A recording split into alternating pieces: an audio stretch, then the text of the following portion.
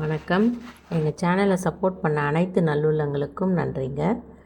இந்த வீடியோவில் சுவையான எலுமிச்சை ஊறுகாய் ஹோட்டல் ஸ்டைலில் எப்படி உடனடியாக பண்ணுறது அப்படின்னு பார்ப்போம்.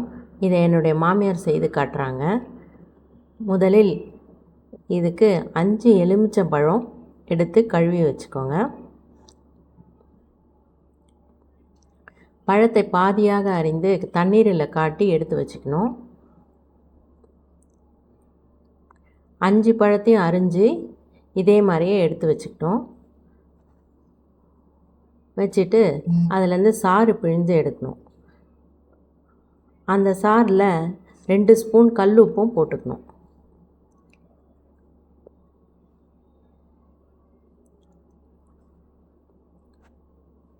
மீதி இருக்கிற எலுமிச்சத்தோலை சிறு துண்டுகளாக நறுக்கி எடுத்துக்காங்க.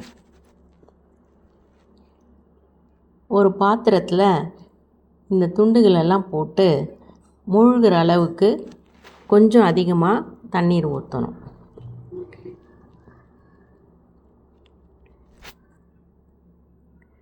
இதை ஸ்டவ்வில் வச்சு அரை மணி நேரம் சிம்மரில் வேக விடணும்.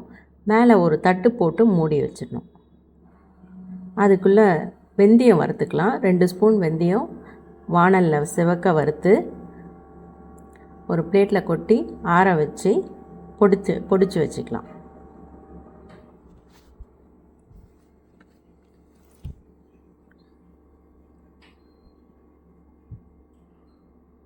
இப்போ அரை மணி நேரம் ஆயிடுச்சு.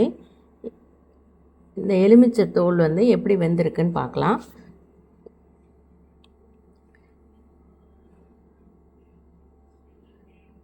இது நல்லாவே வெந்திருக்கு. இந்த வேக வச்ச தண்ணியை இருத்து தனியாக எடுத்து வச்சிடணும். இந்த தண்ணியை வேறு எதுக்காவது யூஸ் பண்ணிக்கலாம். பித்தளை பாத்திரம்லாம் கழுவுறதுக்கு யூஸ் பண்ணிக்கலாம்.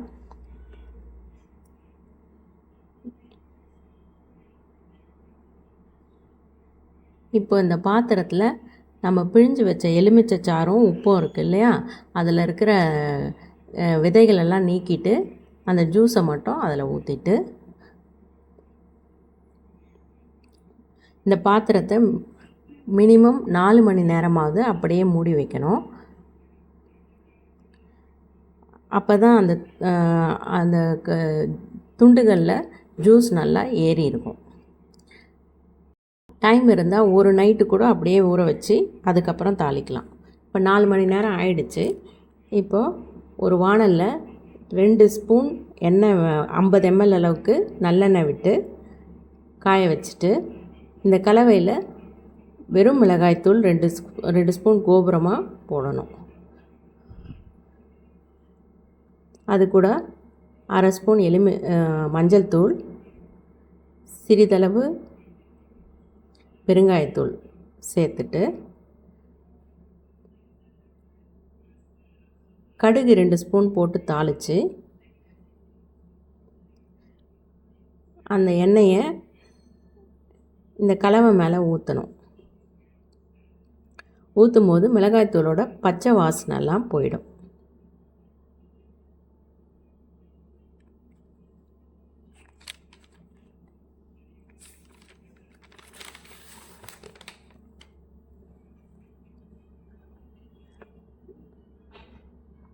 இதை நல்லா கலந்துட்டு லாஸ்ட்டாக ஒரு அரை ஸ்பூன் வெந்தயத்தூளை சேர்த்துக்கோங்க. உங்கள் எலுமிச்சை சாறு எந்தளவுக்கு புளிப்பு இருக்குதுன்னு பார்த்துட்டு அதுக்கேற்ற மாதிரி வெந்தயத்தூள் சேர்த்துக்கலாம்.